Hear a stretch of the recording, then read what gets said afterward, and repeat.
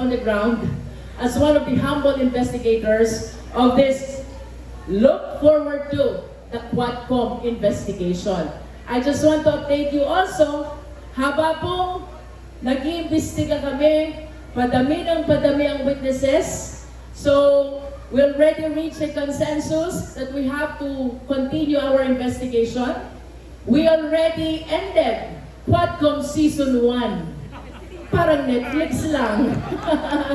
And during this break, we will be coming up with our partial committee report kung sino mga dapat kasuhan, especially cases of murder involving extrajudicial killing. If you're watching, we will be including Colonel Garma and Colonel Leonardo in the murder case of the 3 Chinese drug lords in the Bao Penal Colony.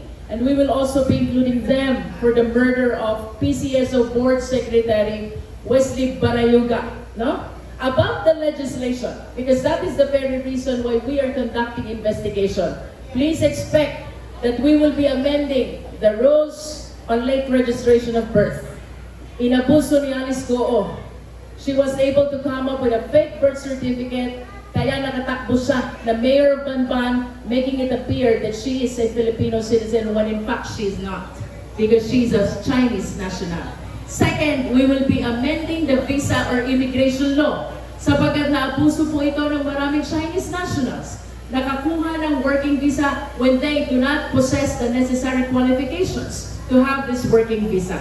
Third, we will be amending the corporation law because they use corporations to layer and make it difficult for all of us to identify who really are the perpetrators. And fourth, we will be amending the anti-money laundering sapagkat napakarami po ng transfer of fund to and from the Philippines. Walang report sa AMLA, and under the law, that is bawal. Dapat pag may 500,000 of money transfer, you should report it to AMLA. Eto, 27 billion, 50 billion, 250 million, walang report sa AMLA. It's because kulang ang ngipin.